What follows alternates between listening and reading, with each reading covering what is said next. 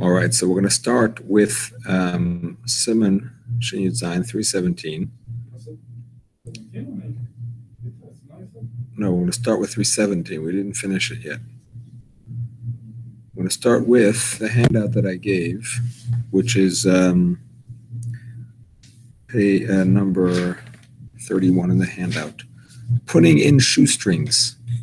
Which, we did all the safe things design? No. Good evening. Which one are we doing? I'm up to putting in shoestrings. No, but in general, which Siman we went through? We went through every Siman besides Shin, the end of Shin Yud Zayin. Shin. No, which Hello. Hi. Hi, it's Michael. Hi, how you doing? I'm glad you're here. Am I okay? You see me? You're okay. Okay, good. So far, so good. Okay, Baruch Hashem. I'm just going to move to a quieter area. I wasn't really following the Seifim so much, more my handout, but I'll look it up and I'll tell you in a moment.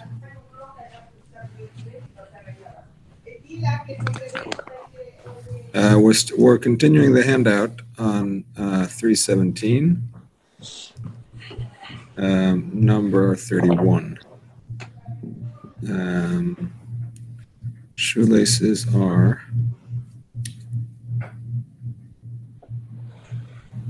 Do we have a date for the test yet? hay. Shoelaces are hay. The date for the test we decided should be not the week before Rosh Hashanah because that's cutting it too close, but the week before that. So that's in 4 weeks, is it? Sounds about right, yeah. Sounds about right.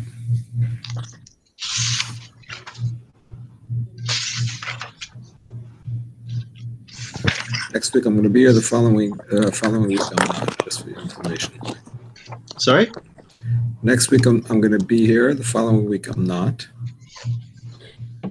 And I think we should have the test the following week, maybe the 20th. Make sense? It's in 3 weeks. Oh, is that 3 weeks? Yep. Yeah, then let's. Is it? Let me see the Jewish calendar 1 second. Jewish calendar.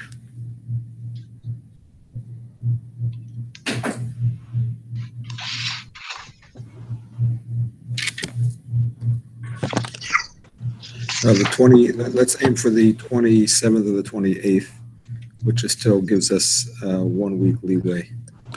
Yep. In case we have any trouble. All right, makes sense? Yep. I'm talking to everybody.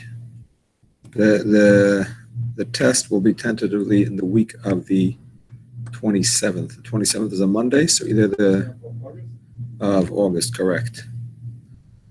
So not the last week, but the week before that. And we, as to the exact date, obviously it depends on Rabbi Rosner. That's what we're going to aim for. Should I aim to complete reviewing everything by then? I mean, most people didn't do it right away after, but if you're ready, I don't see why not. But, who else is doing it at this time? I don't know. I mean, you could do it if you want. No, Ronnie? Yeah. Yeah. Yeah, Ronnie, there's one other person here is up to that, but he's not going to do it right away. He's going to review first. Okay, so maybe we'll WhatsApp each other and set up some kind of chavrusa for a couple of weeks beforehand. See if we can go through things. Very good. Okay, so we're in Sif Hay. If you want to follow in the Shulchan Aruch, Sif Hay is where it is in about shoelaces. Okay, so here's the issue. If you have a shoelace that came out of its hole, exactly. Yeah, while walking or while it's in the house? When it's on or off? It doesn't matter. Doesn't matter. He's not getting into the issue of carrying. It's a separate issue. He doesn't get into that. Because that's a different Siman. Siman Shin Aleph. No, but I know that let's say if the shoelace came out from the new shoe, that came. That's what we're learning about now. So it depends if you're wearing it or not wearing it. If you're already wearing it, it's not new. I understand that, but it's not about the Rishus Rabbim. That's No, about. no, this is a Eh, So ask you if it's like. We're gonna learn about it now. Not wearing Yeah, it's not if you're actually wearing it now. It's if it was once worn or not. If it's a new pair of shoes or not. That's correct. So there's three issues. There's three issues with the putting shoelaces in. First of all, issue number one is that you may tie a little knot at the end of the shoestring. This is not really relevant for a new shoestring, which has a little plastic thingy that helps you go in and out. You wouldn't want to tie a knot there. You don't need a knot. But if you have a shoestring that's old and doesn't have that anymore, you might be tempted to tie a knot to make sure it doesn't come out again. And the halacha, therefore, is that if you're in a place that is usual to do, you're not allowed to put it in, even if you don't plan on doing it. Even if you plan on not doing it, because you want to keep the halachas of Shabbos, you're not allowed to do it because you might forget. It's called an aglet. Aglet, thank you. Aglet is a little plastic thing around the end of the shoelace. That's one of those words that, 1,000 people know. Shkoyach. I remember it in a quiz many years ago, and I haven't forgotten it since. Okay, excellent. Can you put it in second to the end? I don't think so. You I don't think so. 5 4, so you have already 2. If you might make that knot, because that's a usual thing to do, No. You need to be able to find the regular. we're going to see. We're going to see what the other issues are. If you have no issues, then you can do it into any hole. If any of these issues apply, then you can't put it into any. The shoelace always come out. Issue number one is if it's usual to make a knot at the end to make sure it doesn't come out, then you can't put it in at all because you might forget and make that knot. I mean, some people do. If you have a shoelace that's worn out, I've seen people put knots in it to make sure it doesn't come out again. So I don't know if this is a place that does or a place that doesn't, but I have seen it. Issue number two is if it's difficult to get in because it's a big lace and it's a tight hole, then it's a problem because putting it in is like a tikkun because it's a difficult thing to do. When you do it, it's like an accomplishment. It's like you fix the shoelace or the shoe, I should say. And finally, the last issue is if it's You're going to be allowed to, let's say you have Shabbos, you tie shoelace and you're allowed to put a new one in. so we're going to discuss that right now. If it's a new shoe, Not an issue. one thing at a time. If it's a new shoe that has never had a shoelace in it yet, you just got it fresh from the factory, you can still smell that new shoe smell, and you want to put in the laces, that's a problem. Because that is like a makkah b'patish. It's like a tikkun kli. It's the final thing. You're putting in the last thing, shoelace. You're good. That's a problem. Almost impossible nowadays. Right? Most of them come with laces in them already. You've tried it on, presumably. No one Right. buys shoes without trying them on, yeah. Well, sometimes you do on Amazon. You get 10 pairs, you keep one, and you return 9. Okay. Although I understand now that they're having policies for what's the word, for people who return stuff all the time. Yeah, they're starting to, I heard they're starting to Ban them. about delinquents. Anyway, the point is that maybe it was just some company. Maybe it wasn't Amazon. Don't quote me. Anyway, the point is that is an issue. Now, the Alter Rebbe only mentions a new shoe. Doesn't mention a new shoelace. So it seems that according to the Alter Rebbe, you're allowed to take a new shoelace and put it into an old pair of shoes. Now, old doesn't have to be old. Old is even a day old. As long as it was used once with shoelaces. And now this is just a second pair of shoelaces, it's not a problem. That's what it seems in the Alter Rebbe. Now, the Elia Rabbah, on the other hand, says, Elia Rabbah is a commentary on the Lavush. He's an early Achron, maybe even before the Alter Rebbe, but I don't think the Alter Rebbe quotes him. I don't know if it was printed about the time of the Alter Rebbe or what. The Elia Rabbah says that even a new shoelace in an old shoe is a problem. Because why? Because for that shoelace, it's new. It's a tikkun because you're fixing it. In other words, tikkun kli could apply to an old keli also. You know what I'm saying? An old keli that gets broken and you fix it. That's also tikkun kli. Now, if it's the same shoelace, so it's considered like you're not really doing anything new. You're just putting in something that was already there, kind of like chazor.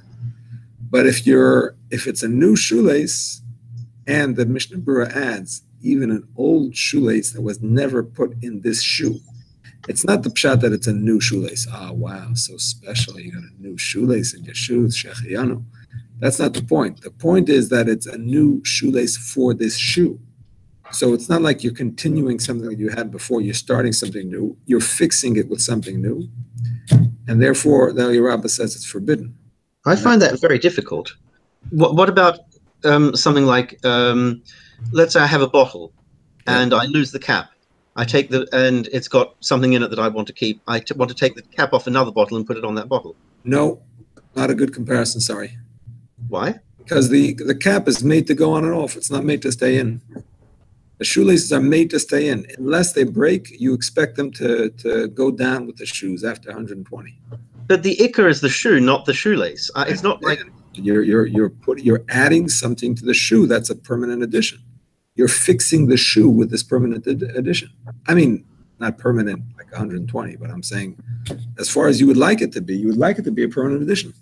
Are we saying that it's a problem with it because of the shoelace, or a problem because of the shoe? You're making a permanent addition to the shoe. The shoelace is a permanent addition to the shoe. It has now become part of the shoe. You've introduced a new component of the shoe which fixes it. And what's the malacha? Tikkun? Tikkun kli. Not midaraisa. We're not suggesting it's an issa deraisa. It's an issa d'rabbanan. It looks like tikkun kli. I remember which shoes was you talking about. They let you put shoelace. In one case, they said put a different color, and the other one just put on the top hole, don't put all the holes. And the top holes I can understand, but shoes or any shoes, just, I don't remember. So here's what the K'tes HaShulchan says. The K'tes HaShulchan says, even according to the Elia Rabbah, so the Shulchan says, even according to the Elia Rabbah, if you put in a mismatched color to the shoe, so therefore it's not going to remain there. What's the whole problem? The problem is that it's going to become part of the shoe, and therefore it's like a permanent addition. If you do a mismatched color, so it's clearly not going to stay there, it's clearly a temporary thing. I mean, colors are all relative, because there's a guy in my shul who matches his yarmulke with his tie, with his shoelace. The shoelace is not the same color as the shoe, but it's the same as the yarmulke and the tie, whatever. So it's all relative. But if you have a shoelace that clearly doesn't belong to that shoe, Sister Shulchan says that's not going to be a tikkun, because it's clearly not permanent. So I could understand, even though I didn't see it written, but I could understand the same thing if you, let's say, just put it through the top. Nobody's going to leave it like that, so I could see that should be mutter also. And let's say you don't have another pair, only black one that matches. Yep. So the only condition that they're allowed to put if you want to take it home on Shabbos, so they don't allow you to. I don't allow you to put it. The fact that you're going to take it off is a different thing. When you put it on, it looks like it's permanent. Maybe if you do just the top, that's the only thing that I can hear.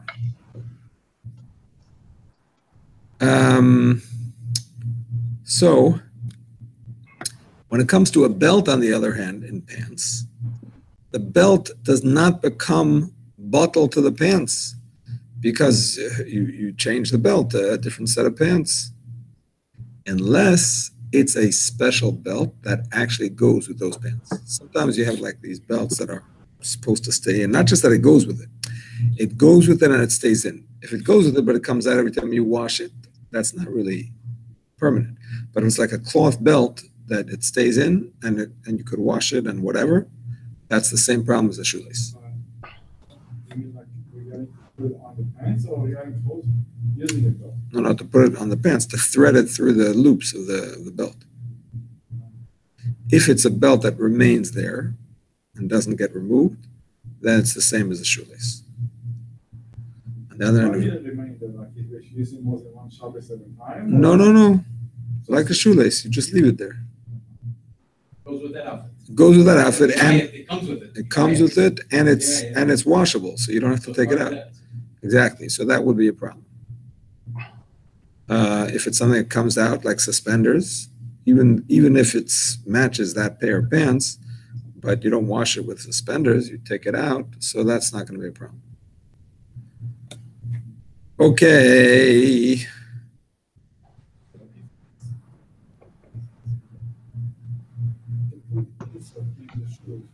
But that permanent belt is just only if it's new, then that's a problem for the putting it in. But if it's already used, Let me answer that permanent belt question in a second. Arnie's asking about an insert into a shoe. If that is a problem. Some people have special washing from one shoe to the other. Interesting question. That's for your foot if it hurts. Interesting question. Like, Yeah. I get those. I have Yeah. those. Yeah. Interesting question. I'm going to venture to say that if it is, I'm not so sure. I'm gonna wonder if it's the same, because over here there is something that's holding it in place. You know what I'm saying? It's threaded in. Even the belt has those holes. Here it's just like you're putting it. You know what I'm saying? I don't know if it really is part of the shoe. It's even if you keep it there, but it's not like Not attached. it's not attached in any way. No Velcro. No nothing. Exactly. I mean, the belt is not mamish attached either, but at least it's threaded. It has some kind of something holding it. Shouldn't be a problem to. It's take my out and put in and- that's my guess. That's my guess. Certainly, if it's something that's made to put added in, for sure, it's no problem, like the bottle can. But if it's even if it's kept there, my thought is that it's not, because it's not really connected. Okay, Daniel, you were asking one more time. I'm sorry. I was just asking about the there's permanent belt. That's only if it's new. But if it's not a new pair of pants, then it's okay to put the belt back in. Exactly. According to the Alter Rebbe. Okay, can you repeat the question? Yes. Sorry. I'd like to hear the question. Sorry, let me put the volume up. So the question was if there's an issue with putting in a belt to an old pair of pants, even if it is going to stay there or not. So the answer is it depends on what you hold about shoelaces. The Alter Rebbe seems to hold that it's only a problem with a new pair of shoes.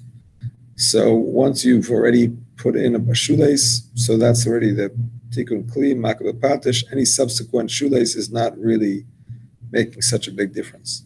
So that would be the same thing by a belt, it would seem. But if it's the opinion of the elder Al Yaramba, which is how the Mishnah Berurah paskins, then it would be a problem even with an old pair of pants if it's a belt that matches and stays there. Yeah, but in the case of shoelace, it's going to be tikkun kli for the shoe. But in case of the belt and the pants, there's no tikkun kli to the pants. Or to the If belt. it stays there, But you can use it either one. The shoe, you cannot use it without a shoelace. The pants you can use without the belt. not the same.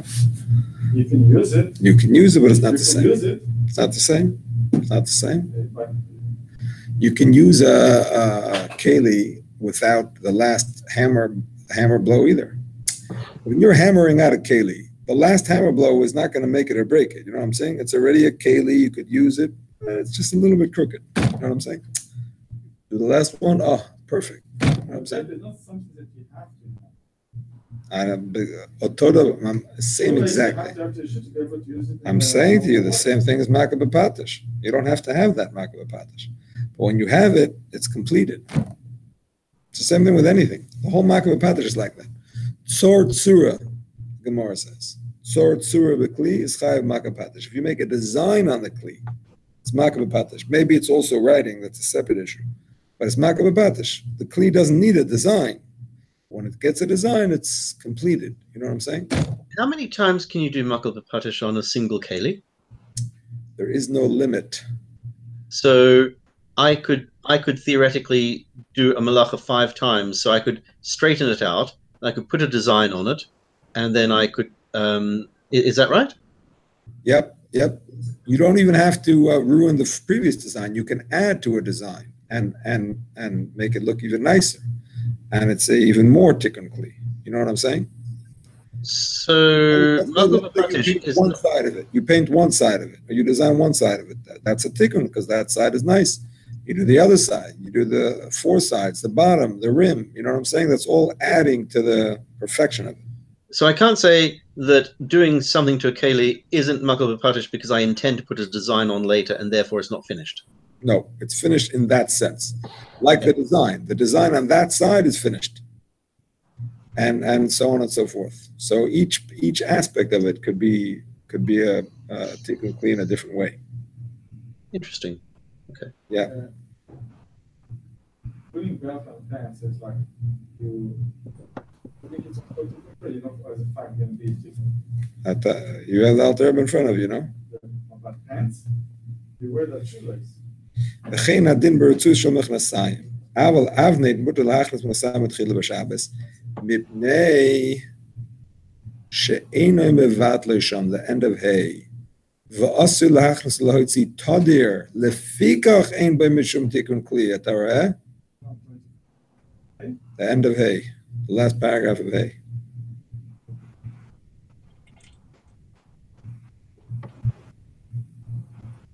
Read it till the end. Oh yeah, but it's only Hassan and Avnet, it's 2 different things. Avnet is a belt. Yeah? Avnet, I said read to the end.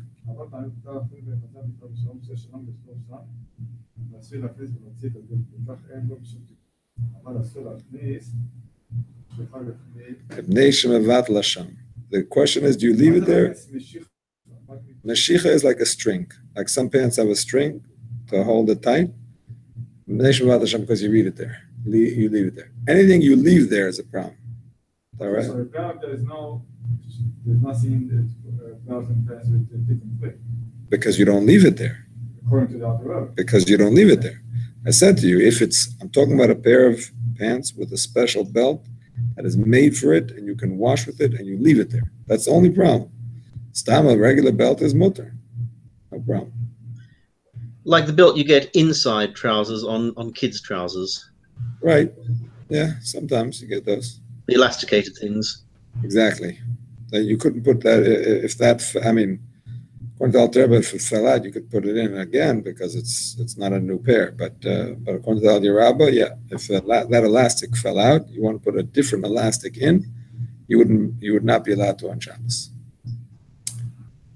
Even according to Al Terba, if it's difficult to put in, then it's also a problem, like we said by the shoelace. If you have to squeeze it through or whatever. Okay, so speaking about Tikkun Kli, we also got into the question of opening a Beis HaTzavar. You're not allowed to break open the hole for the head in a poncho or anything like that, talus cotton, anything like that. That is exactly if it's sewn or if it was never opened. I'm saying piece of material, exactly. So that is a chiyuv chatas. If it was tied after it was sewn, it was tied by the washer, with the washerman, just so they should be able to wash it without it ripping or whatever. So that knot you're allowed to open because it's a temporary knot, which is an interesting kiddush because the washer, he doesn't care to take it out the same day. On the other hand, he doesn't care to not take it out the same day. He just cares that the knot should stay in there as long as he's washing. Afterwards, it could come out as soon as the people want it out. So that's not considered permanent. How about a safety pin? As far as what? Putting it in, taking it out? Well, is there a problem with putting a safety pin through clothes on Shabbos Bichlal? So Not there making are, a hole opinions, going through. there are opinions that it's a problem. Some people say the safety pin is like a thread, and if you use a safety pin to connect two garments, it's like you're sewing them together. So No, just to pinch a garment or to hem a garment, like your hems come off and you want to put a safety pin in, stop it falling down. right. So the Rebbe discusses this question in a letter, and he questions whether it's actually like a thread or not. But Lamaisa, he says to be strict and not to thread it two times. In other words, you could connect it once through one side and once through the other side, and that's it. But don't go in and out. Don't double it in and out. Because even when it comes to actual threading, it's only an isser to do two stitches, midaraisa. It's only isser midaraisa to do two stitches. One is only a chatzi shear. So here, because it's not so clear that it's actually like threading or not, like sewing or not, the Rebbe says you could be makel with one. How do you do that with a safety pin? It necessarily goes through twice. Goes through one side and then the other side, but you shouldn't go through back and forth. You know what I'm saying?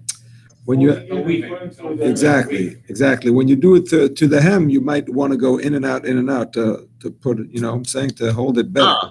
So you've got two pieces of fabric. You make one hole to go through both of them one way, one hole to go through both of them the other way. I don't know about that. One through.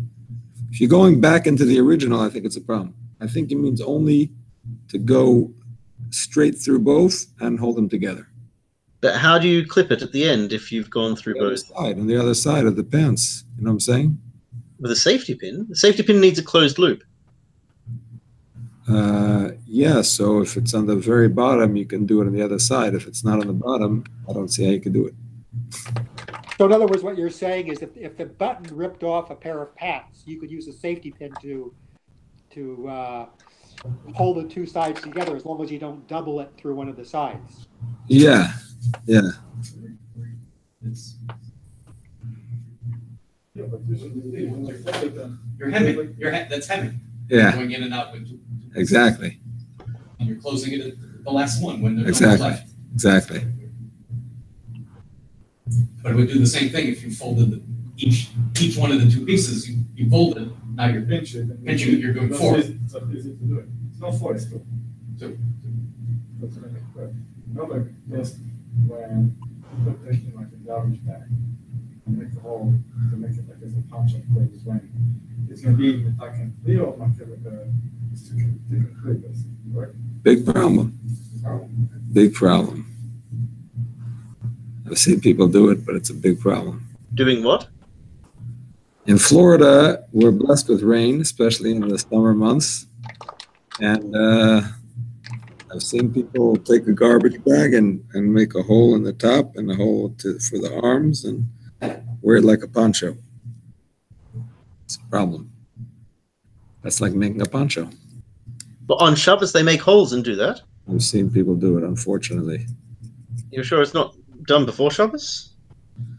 I'd like to say that it was done before Shabbos. I'd like to say it was just an apparition. But I don't know. If it's a chiyuv chatas, you can't even ask a goy to do it, honestly. I mean, it's better a goy than a yid, I'm saying. It's a very serious shaila. It's not a permanent garment anyway. The fact that it's non-permanent doesn't mean that it's not tikkun kli. Really? It's something disposable? Well, that's the nature of that sort of keli. You know what I'm saying? They make disposable ponchos. They specifically make disposable ponchos. Does that mean it's not a kli? That's the type of kli it is. It's a one-time kli. It's a garbage bag that's being abused. It's a garbage bag that's being used. It's being transformed into a disposable poncho. Well, it's like if you opened up a Have you can ever on made kiddush using a plastic cup? I try not to, and if I do, I try to use a more chashuv, harder one. Okay, try not to. It's mashma that sometimes you do. Well, no, for the Seder, I get special ones that I will wash. I'm saying, for the sake, you're at a Kiddush, Shabbos afternoon, saying L'chaim for somebody's baby. I have done in the past, yes. Okay, so is it a Kli or not? It's not a Kli, you got a problem with that Kiddush. I'm not saying it's the best, you're right, it's not the best to use it, but the Moshe people do, the Moshe allows it.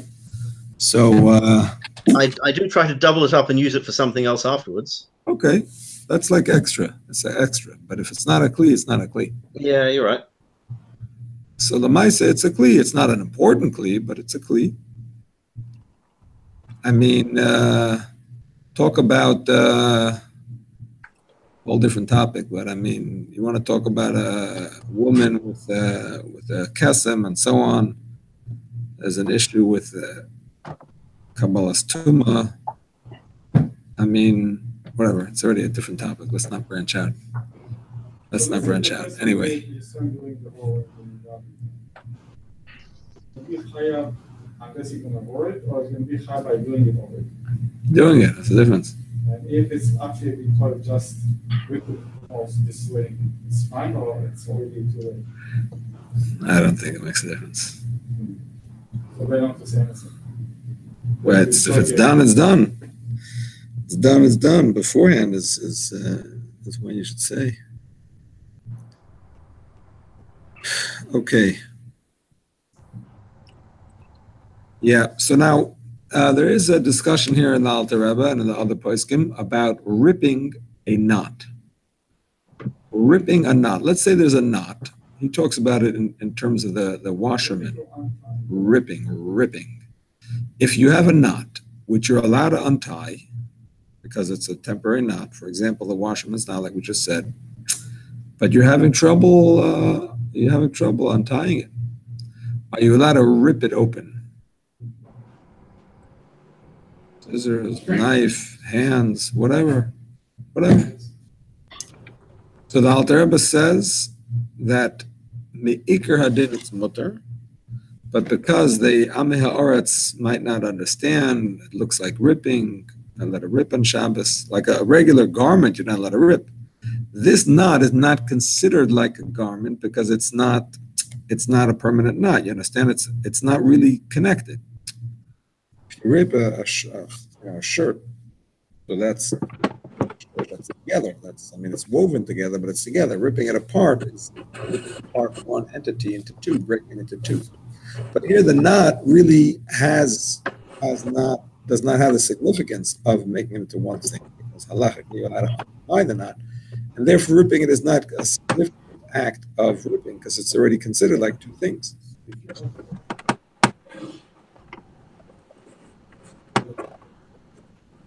Exactly, but not in front of an Am Ha'aretz. On that, you can put in their shoelace. Yes. Yeah. This is the clean shalach that's which you're allowed to use for a tzarech gufay.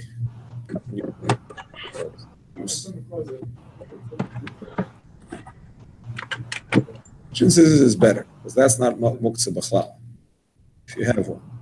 But me'ikar then you could use even regular scissors, like you can use a hammer to open a coconut. Same thing. They're both a kli shalach le'eser, which you can use the tzarech gufay if you need to.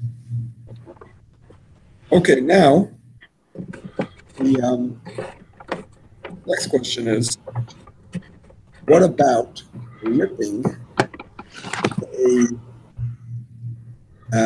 a stitching that was holding two things together, but was done in a temporary way?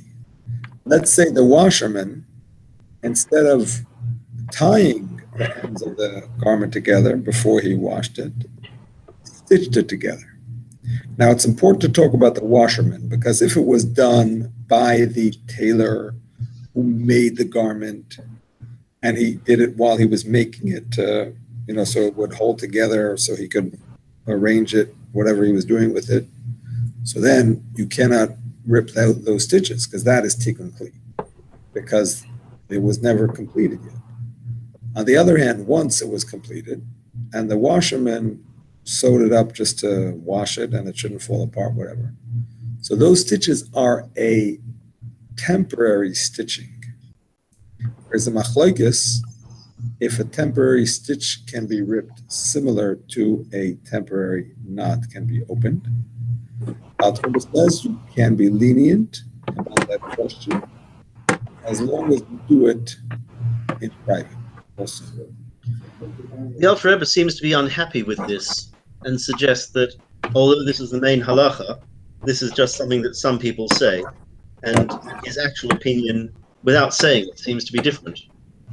All right, let's read his holy words. V'yesh matirin betfila she'ena shel k'namat matim v'lachtos v'chein iker. When we call makam en lahakol b'fnei ha'aretz, I will read the English. There are authorities who permit separating or cutting stitching that was not permanently. Fundamentally, the halacha follows this approach.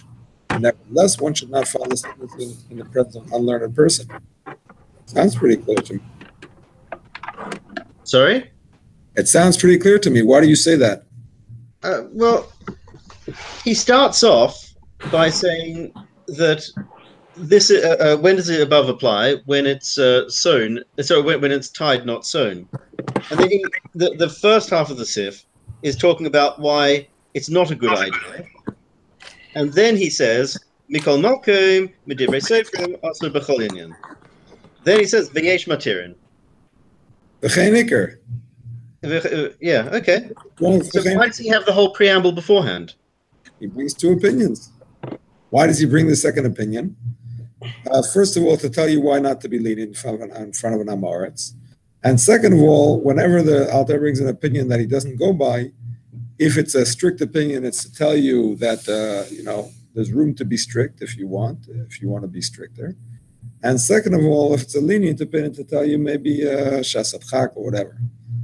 But if he says V'chein iker, means you could be strict, but iker is lahaka.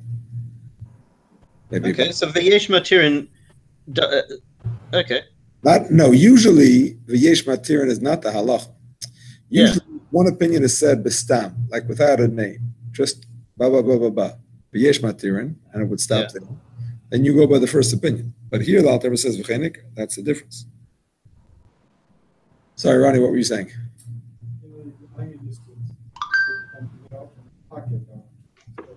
That's a perfect example.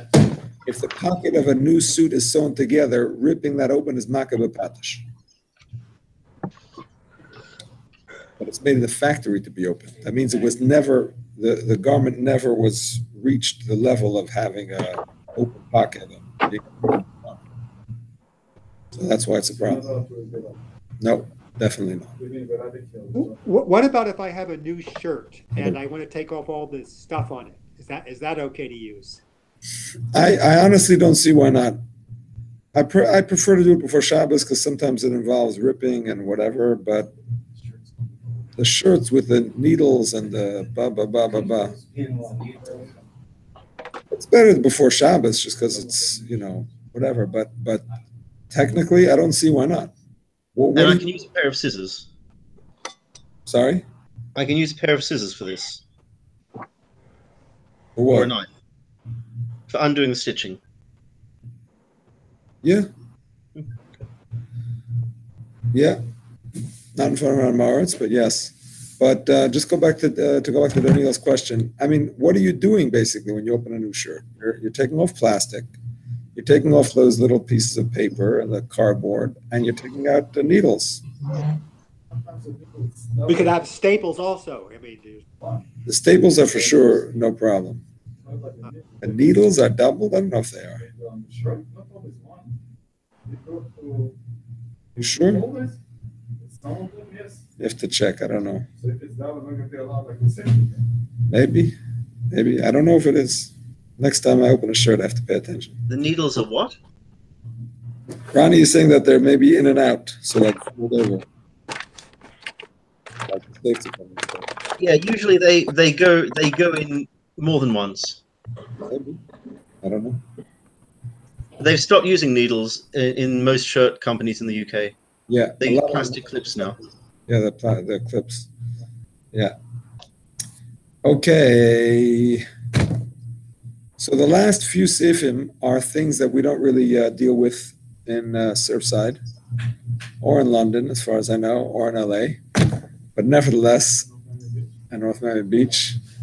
But if you happen to have a well and you have a bucket, actually, first it talks about an animal. If you want to tie the rope across the entrance and the animal can't get out, you can't take a new rope. You can't take a rope that's not tied yet to either end and tie it to both ends, because you might leave one end there. Right? Even you're going to have to open it to let the animal out, but you might leave one end there, pretty permanently. On the other hand, if it's already up, you can just tie the other end, because probably when you want to let the animal out, you'll untie the same one that you tied. Let me ask you, whenever you win the Super. Yep. So the cover, I think I can take a cardboard, you can use a cover to protect against the rain. You want to anchor, let's say you have like a bucket a big bucket full of water with elastic band with hook, and you just hook it to hold it so it's not going to fly. You're allowed to move it on Shabbos and put it back on. I can't really picture what you're talking about, honestly. You want to be sure that the cover not going to fly. So how are you doing that? Okay, you know those elastic band that they have like hooks on Bungee cord. A bungee cord, yeah. You're putting one bungee cord in the hole. Yeah. The other one you putting like into Something heavy. It's like the 5 gallon of power. A bungee cord is not sewing. So it's not power like to move the cover, put it back on. I don't see why it should be a problem.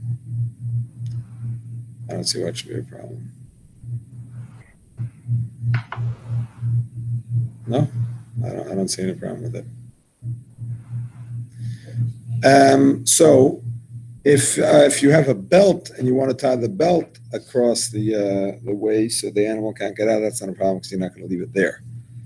If you have a same thing with a bucket and a well, can tie the spring to the bucket because to lower to the well, because you may leave it there unless you use a belt or some different kind of string that you won't leave there.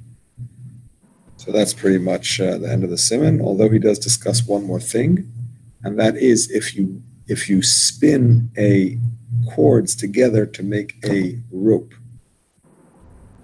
The rope is made of thin strands, many of them spun around together to make a rope, like tzitzis, also made of them.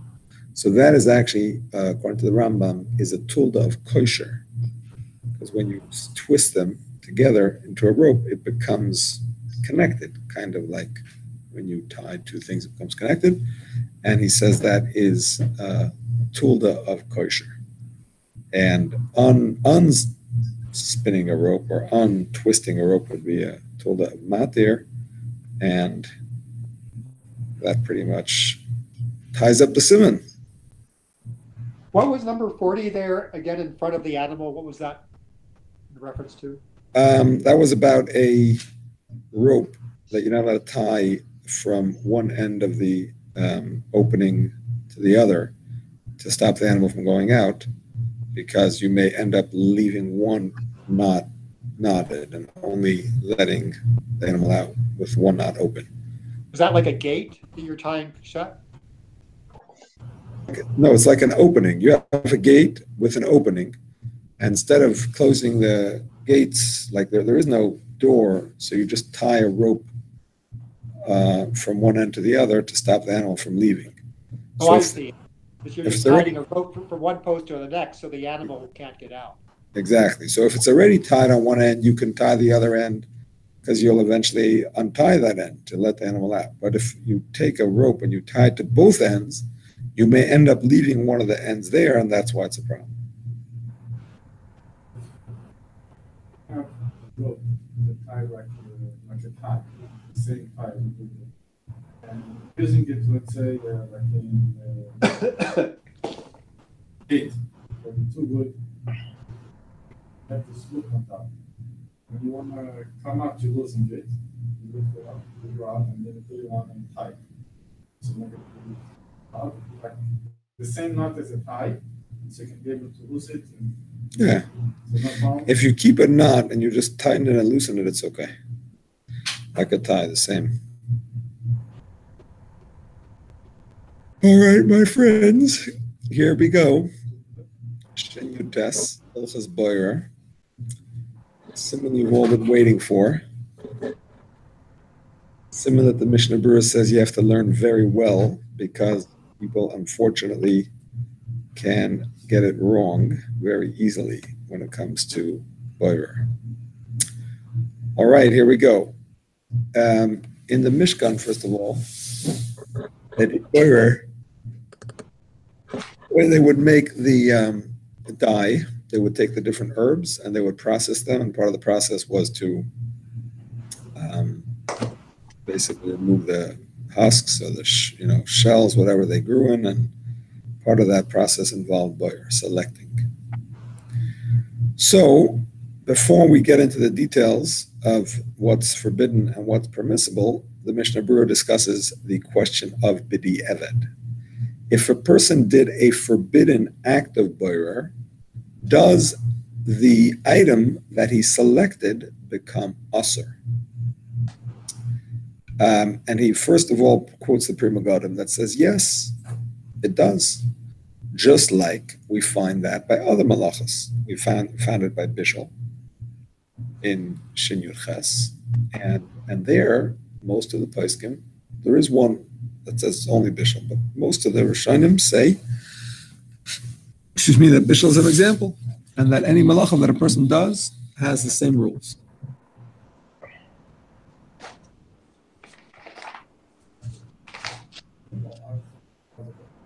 Same thing.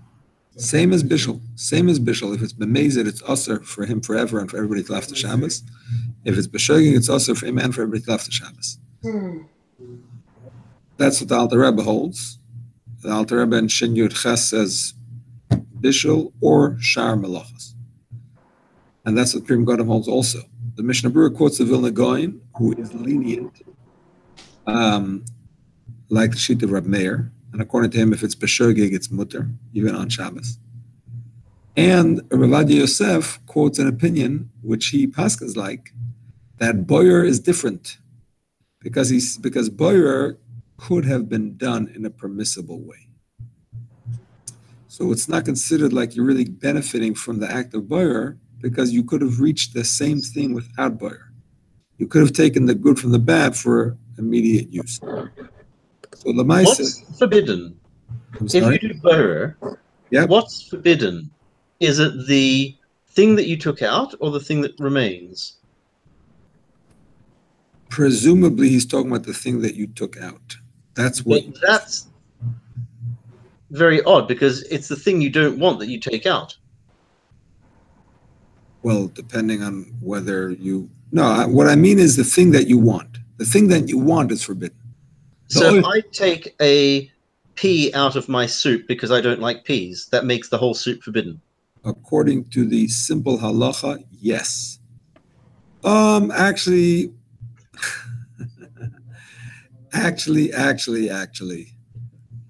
what we're going to learn is that if you would do that while you're eating, there are opinions that allow it, and as such, I would say it's not asur b'di'evet. Because when it comes to being asur b'di'evet, we can rely on outlying opinions also. You know what I'm saying? So if I take a black sock out of my drawer because I only want the red socks, then all of my red socks are suddenly forbidden.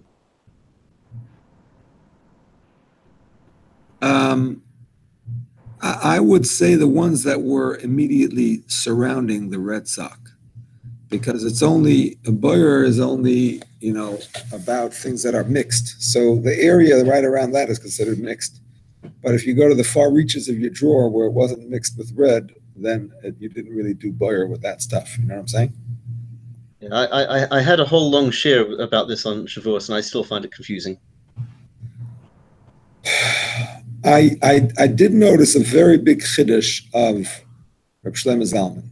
and I cannot say that I understand it, but the dirshu does not really lend itself to understanding. The dirshu just gives you halacha. You know what I mean? It throws halacha at you. It doesn't really give you the background, which that's not the point of the dirshu. You're supposed to look it up yourself, which I did not do.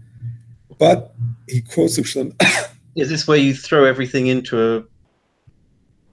No, that's something else. He quotes Shlomo Zalman saying that the Isser B'diavad of Boyer is an Isser Achila, not an Isser Hana'ah. And as such, it's only Asr to eat the product of your Boyer, not to benefit from it in ways other than eating. Got it? So then not everything is permitted b'diavad because no. Okay. So it's only got to do with food, and it's only if it's not b'derech achila. No, he doesn't say it only has to do with food, but it's only the Isser B'diavad is only for eating. In other words, Boyer could be with non-food also. Yeah. But he's saying this B'diavad is only with eating, which I don't really understand because there are malachas that don't involve food at all. And I'm not talking about Boyer. I'm talking about there's 39 malachas. And the Alter Rebbe says, a person who cooks or does any other one of the malachas is aser b'diavad. What does he mean when it comes to other malachas? When it comes to a house, building a house, it has nothing to do with eating. Aser b'diavad means aser b'diavad. So, what is that? Why by Boyer does he limit it to food? Maybe because. Actually, I was going to say in the Mishkan it was with food, but it wasn't even with food. In the Mishkan, they did it with Samanim for dye, for tzeva. So it's a chiddush. So I'm not gonna attempt to explain it because I don't understand it. But that's what he says. So maybe in the case of the socks, you have something to rely on. Who gave the shear? Who gave the shear on Boyer? Oh, it was just the shul that I go to as one of those late night Shavuos things. Okay. That they do. It was it was investigating a lot of fringe conditions, and it was very interesting. Okay. Very good. Now, Bavad Yosef does recommend, in the case where you did Boyer, just to be safe, he says. Because he says you could benefit from it, but based on the fact that you could have done it in a permissible way. He says, just to be safe, throw it back in, mix it back up, and then do it again in a permissible way. So that way it's like it's a new thing, so to speak. Okay. When it comes to Boyer, you cannot remove even part of the psoilus. The Isser is not just that you cannot completely clean the psoilus from the oichel, the bad stuff from the good stuff. Even a partial cleaning is a problem. Okay, so here's the principle, the basic principle of Boyer, before we get into all the details. The basic principle of Boyer is, if you do Boyer with a designated keli, no matter whether you take the good from the bad, no matter whether you do it right before eating or not, it is a chiyuv chatas, Torah violation. If you take the bad from the good, no matter whether you do it by hand or with a keli, or even with a non-designated keli, makes no difference. If you take the bad from the good, it is once again a chiyuv chatas, Torah obligation. If you take the bad from the good, if you take the good from the bad, but you don't plan to use it immediately, you plan to only use it later, that is also a Torah violation, whether or not you do it by hand or with a keli. The only way for it to be permissible is to do it by hand, good from the bad, right before eating or using, for that matter. All three tonight. If one of them is not prepared, it's be higher. But you're gonna cook it for the eating it for right now. And you could be good after bed. To be chayav for a keli, it has to be a kli hamiyuchad lekach, a special kli for boyer. Knife and fork is considered like an extension of the hand in most cases, unless it helps you with the borer beyond your hand. You know what I'm saying? Usually the knife and fork is just your hand shouldn't get dirty and it's longer and it's easier. But if the fork helps you because it strains it, you know what I'm saying? Then it's a problem. But it's not chayiv unless it's like a special kalim used for borer, like a sifter, a strainer, or whatever. So here is the explanation that is brought in the Sefer Chidushe Maharam Kozis. Soup. Say a little bit less soup. Sometimes you're holding with the spoon, then you drink the rest. You're holding the solid piece with the spoon. Whenever small piece is solid, then just one big good. Get some of these pieces before, but before you add it to the spoon, I want to drink it. So you put this kind of a guard. I don't think so, because that's like your hand. You just don't want to get your hand dirty with the pieces. I think it's okay.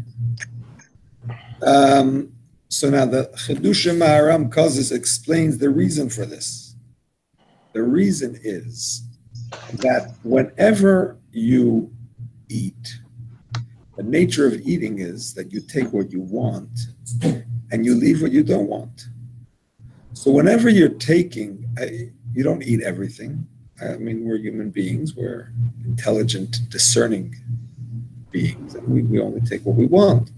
So whenever you take what you want for immediate use, that is not considered an act of borer. That is considered an act of eating.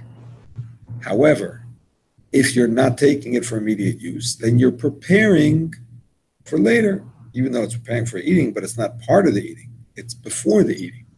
The same thing goes when you're taking out the bad from the good.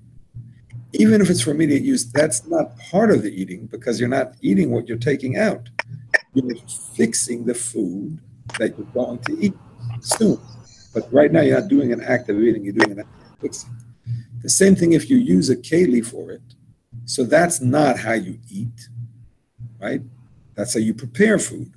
So once again, that takes it away from the category of eating and puts it in the category of food preparation. When it comes to food preparation, there are rules, and one of the rules is that you can't do borer. So that's the explanation that he gives for this. Okay, let's talk about some of these details. When we talk about the fact that you're going to use it right away, you should not change your mind. You shouldn't, you did borer for immediate use, and then you said, you know what? Now that I have this nice salad that I made using the immediate use clause, I changed my mind. I'm going to put it away for Shalosh Shudas. I'll make another salad for now. I'm a chayla. No, can't do it. It's like a trick. On the other hand, if you did it and then you have leftovers, that's not a problem. But you should not lechatchila plan on doing any extra or on changing your mind, because that's not allowed. Okay.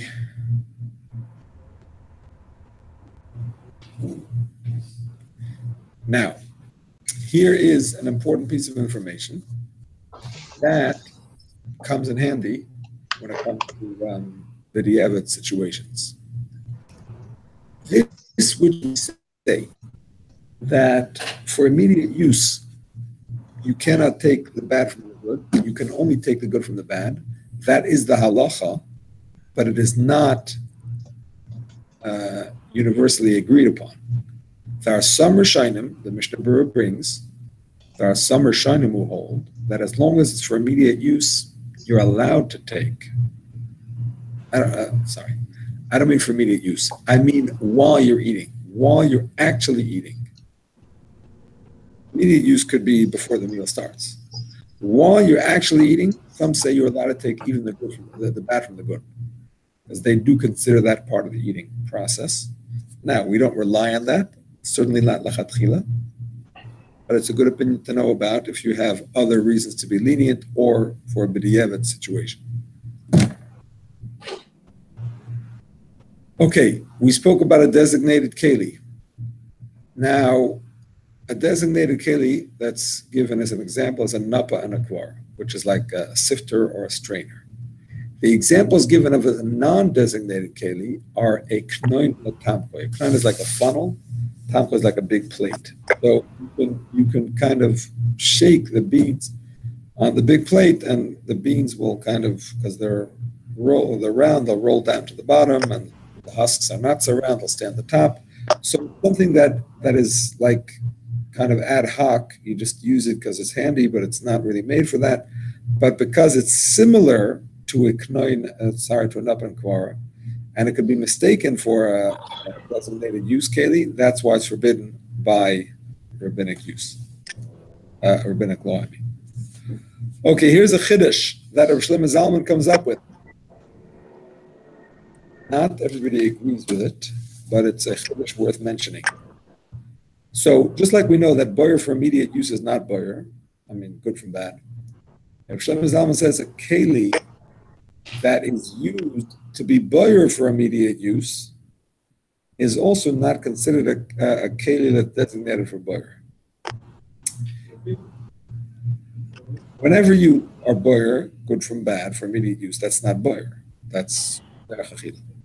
So Rav Shlomo Zalman holds that a keli that is designed to help you take the good from the bad for immediate use, that's not called a keli that's miyuchad leboyer, because that's part of the use. Practical example is a salt shaker, which some say if the salt shaker has rice grains in it, put rice grains in the salt shaker to absorb the moisture. Some say it's a problem to use in Shabbos because the salt shaker the holes are letting the salt out and holding the rice back. So that's like you're using a keli to separate the salt from the rice. So, bless you. The Shlomo Zalman says it's not a problem because a salt shaker is designed for immediate use. It's not like in the kitchen where you have a salt container, you use it for cooking. Salt shaker on your table is pretty much for immediate use. You salt your food, you eat it. So that kind of keli, he says, is not considered a keli that's forbidden. Any immediate use keli is not a problem, according to Shlomo Zalman. Just an interesting opinion to know. Not everybody agrees with it. He brings in the Dirshu Yosef Chaim Sonnenfeld and others said not to use, not to put rice in a salt shaker you're going to use on Shabbos. Okay. When we talk about borer, yeah, we're also talking about sorting, right? So sorting Lego pieces into colors. Yeah. Yeah. I mean, if colors are significant. I don't know if colors are significant for Lego. Into shapes. It's been years since I've made, into shapes, definitely.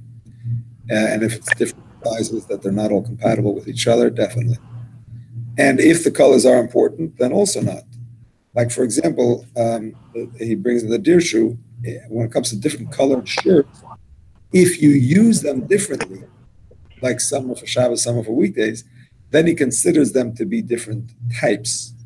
But if you use them indiscriminately, then he doesn't consider them different types. Just because they happen to be different colors doesn't make them different types. You see what I'm saying?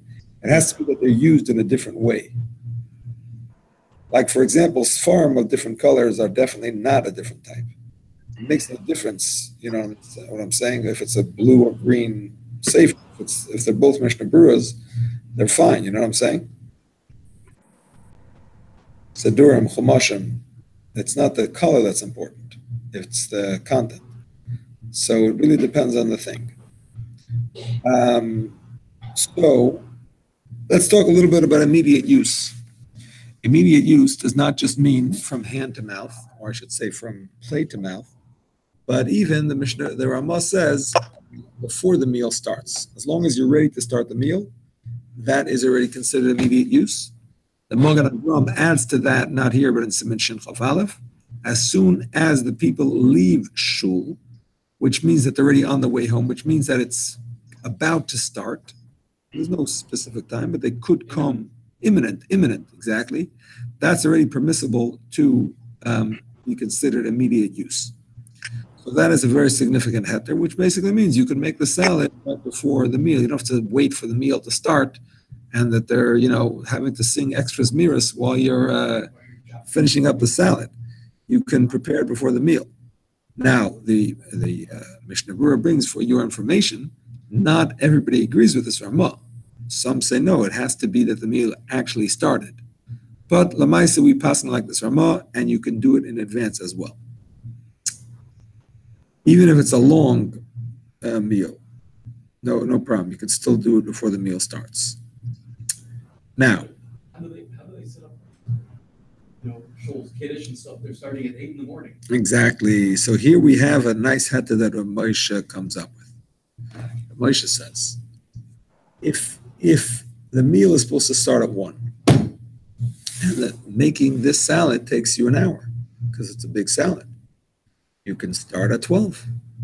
The point is that immediately when you're done, you're going to be ready to start the meal. But then you can extend it further if it's a big crowd.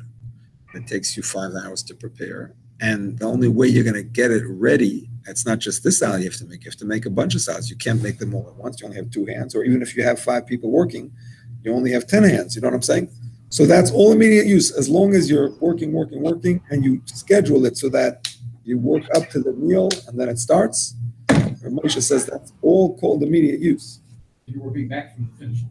Exactly. As long as it takes whatever that magic number is. Exactly. Done. Exactly. And the Mishnah Berurah adds, you don't actually have to eat from it. It's not about you. It's about the people that are eating from it. You're preparing for them to eat. That's also fine. Now, it is noteworthy that not everybody agrees with this whole chiddush of Rav Moshe, and the Chazon Ish is not happy with ever starting more than a half hour before the meal. You have a problem with that? Hire extra help. That's all, or make them wait. He doesn't like more than a half hour in advance. So I guess they're very laid back in Bnei Brak, and they take the time. Okay. Now, there is an opinion, which the Ben Ish Chai actually goes by, that says that you have an hour, which is a leniency. I mean, so you don't have to wait until the men are on the way back from shul. An hour before the meal starts, you can get started. Chazon Ish.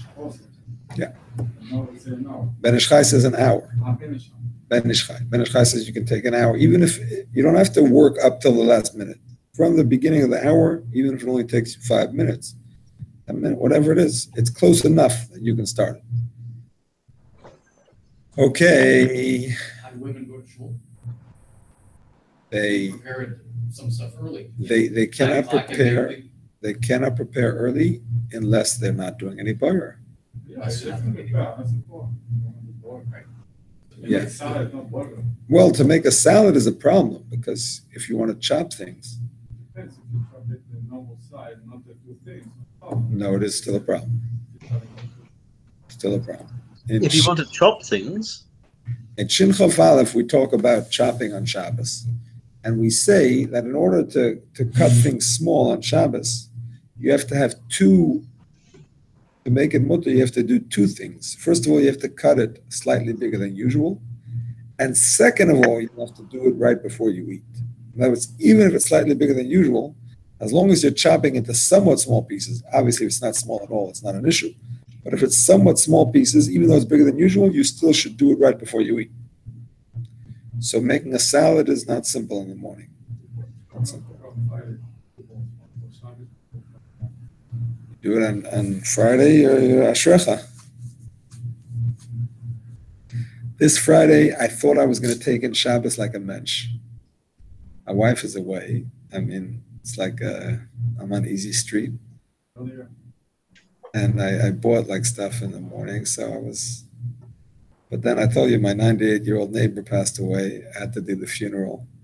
So turns out what I bought was not enough. We were like... till the last minute, all the good laid plans didn't work out. But anyway, for mitzvah. So the point is, this is a chiddush that Reb Shlomo Zalman says, that when you're preparing for guests, you don't have to make exactly the amount they're going to eat. You're allowed to make a little bit extra just to show that you're generous and that you're not making them, take the last piece on the plate.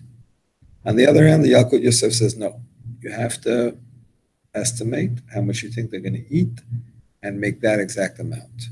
No allowance for generosity here. I mean, you can be generous if they're going to actually eat it, but you can't be generous to just show that you're generous. Okay, the Bir Halacha says that you are allowed to be borer for animals to eat immediately too. Animal rights. Listening to a condition? Yeah, same conditions. It's not specifically about eating, is it? It's immediate use, and it's often in the context of eating. Exactly. Correct. And if that use is an animal use or an animal consumption, that's fine. Okay, here is a machloikis. If Let's say the work for the animal for the morning extra, so that you have leftovers, so you don't have to do it again in the afternoon. no, just like you can do for people. Same thing. You can do that extra. You can do extra for people. You can do extra for animals. There's no also to be behind the melacha if you don't need to. So why should I do it twice? Do it once. There's an Indian to keep Hilchs Shabbos. No, I'm not saying. That's the also, biggest on the Indian. other hand, like you have to try to be behind. So The biggest Indian is to keep Hilchs Shabbos. It will take you half an hour, but if you do all in one shot, it's going to take you 40 minutes. The biggest Indian is to keep Shabbos down to the very last letter of the law. Above and beyond that, if you can minimize in tircha, and you can have a restful Shabbos, b'vakasha. But that's the most important thing, to keep every single one of the halachas 100%. That's the biggest honor of Shabbos. Okay, so now this is an interesting question. You're going out to shul in the morning, and you're taking your kids with you, and you want to take activities for them. There's an Erev or whatever. You want to take activities for them. So you want to choose the necessary game pieces. Let's say they're in a mix, Lego, whatever. You want to choose certain ones. It's mixed up. But they're not going to use it right away because you have to walk to shul, and then they sit with you till after Baruch Shamar or Yishtabach or first Aliyah, second Aliyah, whatever the rule is, and then they go. So you're not actually giving it to them to use until later. So Shlomo Zalman says that's not allowed, even though you're leaving the house now, and later you're not going to be able to get it. Makes no difference. The fact is, it's not a immediate use. On the other hand, Rabbi Vosner says, Shabbat Alevi says no, because this is the latest you can possibly do it before the use. That's also considered like immediate use. That's a chiddush, but whatever. Last time, So you would support a woman making salad before she went to shul, because then the salad would be ready to eat as soon as everyone gets back from shul. No, she doesn't have to go to shul. She could come back from shul early. I'm talking about here, it's impossible because the whole function of this is to be used in shul, and he's leaving to shul now. So there's no way you can do it later. You know what I'm saying? So she could make the salad and then take it to shul, according to Rav Vosner, for the kiddush after shul. Right, if it's something that can't be done in shul, if they don't have the facilities for that in shul. Right. But Reb Shlomo Zalman would not allow it. That's correct. Okay. But you said we could separate Legos, certain Legos for kids to bring to shul. According to Rabbi Vosner, yes. Okay. So based on this, it's not based on this, but a similar concept is discussed about taking something out of the freezer to defrost. And again, this is only a problem if your freezer is a mess. If your freezer is organized and you have this stuff on this side, this stuff on this side, everything in its place, there's no boiler involved. You take out what you need. But let's say it's just a mess. You got this here, there, everywhere, and you got to sort through it to get to what you want. That's when it's an issue. So if you have to do that, so you're going to sort through it. You're going to take out what you want. That's fine. But before you use it, obviously it has to defrost. Is that considered immediate use? Rabbi Yashu says no, because you're not using it, you're defrosting it. On the other hand, Shlomo Zalman says, if it's the sort of thing that you use immediately, after defrosting, the only example I could think of was ice cream. I mean, you don't defrost until it's liquid, but you take it out for 10 minutes just to get a little bit softer. So he considers that part of the use. Because this is what you do right before using, that is also considered part of the use. And therefore he allows it. But if it's something that you defrost and then use whenever, then you should not do it if it involves selecting boiler. Okay. Let's talk a little bit about oichel from oichel. Two different types of oichel. If it's all the same, let's go back for a minute. If it's all the same, I'm on 11. In the handout it's 11. If it's oichel from oichel, it's all the same type. There is no isser of boyer. Even big and small pieces is not an isser of boyer if it's the same type. A bigger chiddush, even if it's big and small pieces of two different types, it's not boyer, as long as you take all the big or all the small. Right? In other words, you have apples and oranges, but you're not taking the apples from the oranges or vice versa. You're taking all the big pieces, whether the apples or oranges, or all the small pieces. That's not considered a problem. Now, when you're removing, let's say, pieces that are somewhat rotten, if they're completely rotten, that is boyer. If they're somewhat rotten, but they're edible b'shas adchak, that is boyer midirabanan. On the other hand, if you're making a lettuce salad and you have some pieces on the outside that look no good, you could take them off as long as it's right before use, because that's like derech achila. That's like peeling an orange. You can do that, even though you're taking the bad off the good, but that's the only way you can get to the inside. That's derech achila, that's normal, that's okay. Okay, now, if it's actually 2 minim, and you want one type, and you don't want the other type, apples and oranges, for example, the type that you want, or even if you want them both, but you want one now, the other one later. So the one that you want now is the oichel. The one that you want later is the psoilus. Even though you're going to eat it, if you don't want it now, at least not during this meal. If it's during the same meal, maybe not. We'll see in a minute.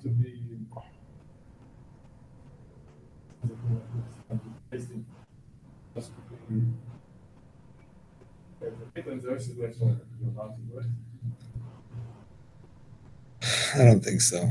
Because the first bit you're going to taste from, then the rest you're not. You know what I'm saying? I'm saying you're going to take it out. You're only going to. No, but you know that you're only having one taste. Once you don't like onions, right? So you're taking it out of the salad. You're going to taste one, but you know you're only going to taste one. So after you took the first one out, the rest is. If this food that I'm going to eat later, then I taste from it now, and the rest I have considered for later. No, you're only allowed to be boyer for now, mamash. You can't be boyer any extra for later.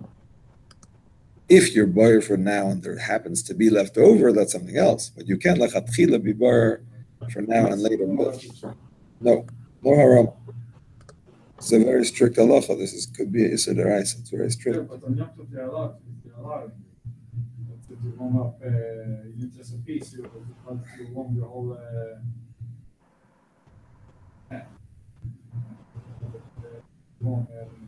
For a second. Yom Tov is different. They're allowing you. Yom Tov is different because Yom Tov there is no Issa D'Oraisa. Even if you cook it mamish for the second day, mamish beferish for the second day, there's no Issa D'Oraisa. Only D'Rabbanan, because you could eat it on the first day. Any time that you could eat it on the first day, even if you don't plan on it, it's mutter, mid'oraisa. Not mid'orabbanan, but because it's mutter mid'oraisa. I could eat it, but I don't. Could eat it now if I want, but I can eat it later. I understand that, but on Shabbos it could be nisa d'oraisa. On Yom Tov it's definitely nisa d'rabbanan. Okay, so when it comes to the two minim, you have to consider the min that you want now, like the oichel, and the min that you don't want now, like the psoilis. And all of the rules apply, that you can only take what you want for immediate use.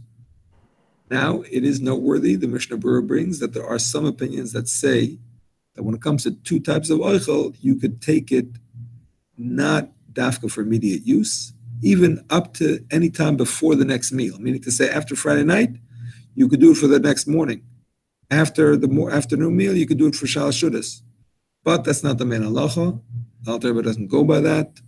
You only have the same rules that you have for oichel and psoilis, you have for two types of oichel. Meaning to say, only mamish before you eat, or like right before the meal.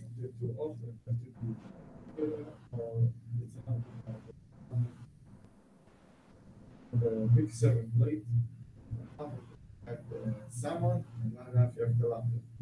No, that's not mixed. Mixed is defined as what people consider mixed. There's no clear definition. But if it looks to people like it's a mix, then you can't be butter.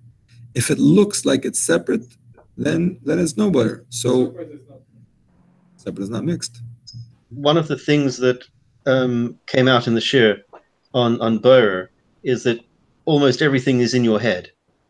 So the intention, what works for one person can be the exact opposite of what's another person. And for example, again, sorry. For example, an example he gave is two people who want different things. They can be performing exactly the same act, and for one person it's perfectly fine. For the other person, he's chayav. Right, exactly. Let's say you're taking onions out of the salad. One guy likes onions, and he's being rude and picking them all out. So he's doing no malacha at all. But one guy doesn't like onions, and he's taking them out. That's a problem. Exactly. Yeah. Yep. So, actually, speaking of taking onions out of a salad, some say, Reb Shlomo Zalman says, you're allowed to take them out if you have a candidate who wants to eat them. Even though your main intention is that you don't want to eat them, because you have somebody who actually wants to eat them, that's okay, you could do it, even though you have in your head the fact that you don't want them there. On the other hand, Rabbi Yashiv says no. He says your main kavana is to clean the salad. You're giving it to somebody else just as a side point. But in any case, even Rabbi Shlomo Zalman agrees that you cannot take them out of the salad and then try to find a customer. You have to have a customer in advance, otherwise it doesn't work. Now, there's an interesting machlokes.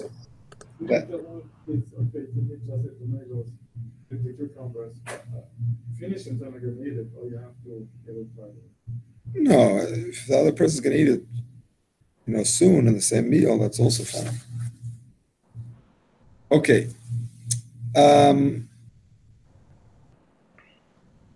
When you have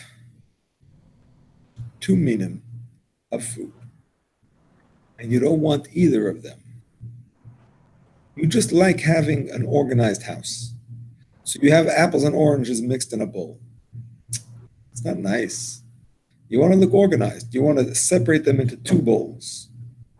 So the Pri Megadim says that's not a malacha, because there's no oichel, there's no psoilis. It's nothing. There's no difference between them.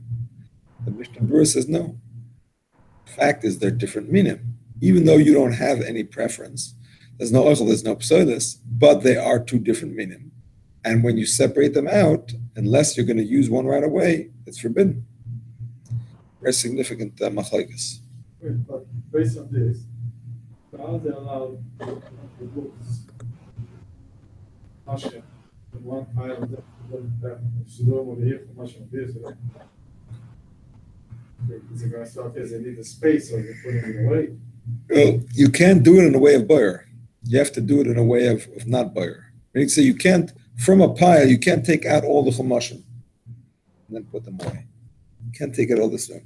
If you pick one up, you didn't do boyer. You just pick one up, you can put it back.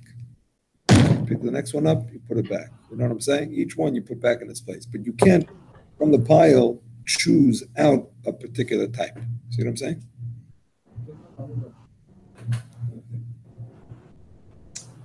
So let's say you want both of them during the same meal, but you want one before the other. You want to have the apples as your first dessert and then the oranges as your second dessert. Do you have to take the apples from the oranges, or can you take the oranges from the apple? But Moshe says you have to take the apples from the oranges, because whatever you're going to have first is considered the main thing, and others disagree. Yashiv says no. The fact is you're having them in the same meal. The same meal you could do boyer for, so the order is not important.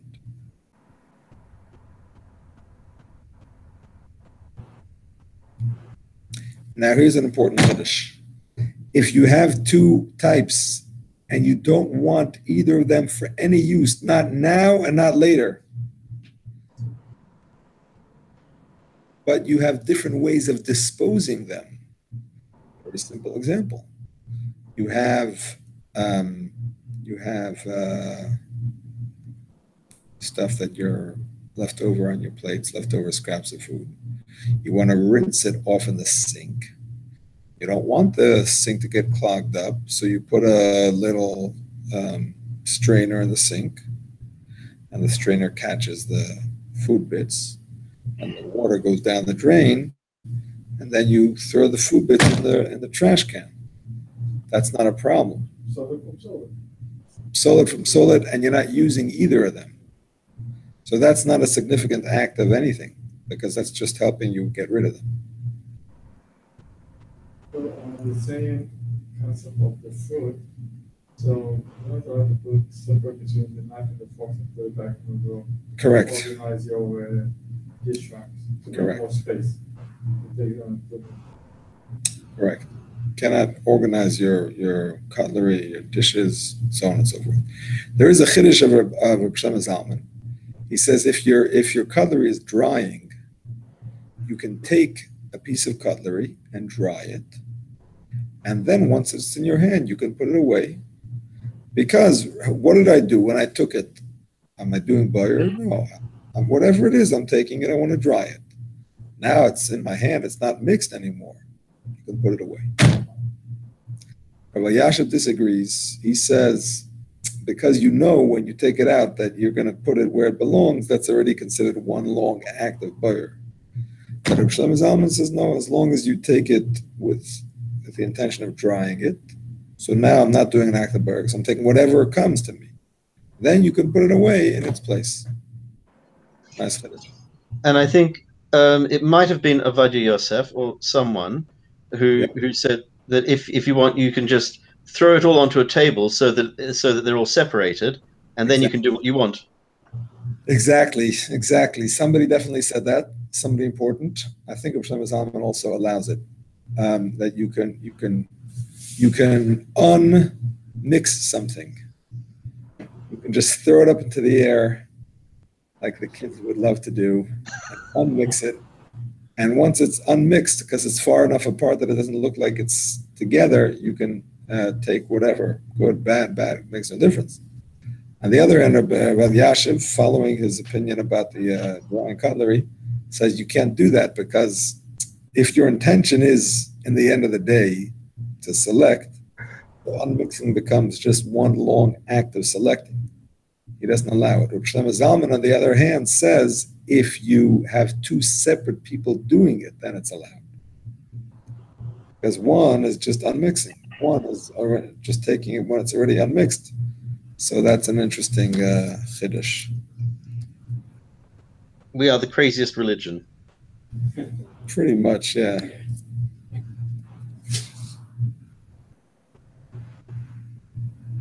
Where did I write this up?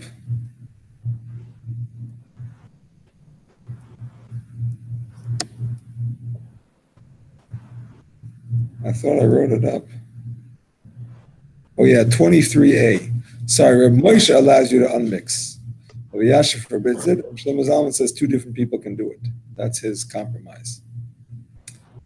All right, my friends. Looks like we're gonna have to finish it up tomorrow. No, finish it up, but we'll make our best effort to finish it up tomorrow. And Monday.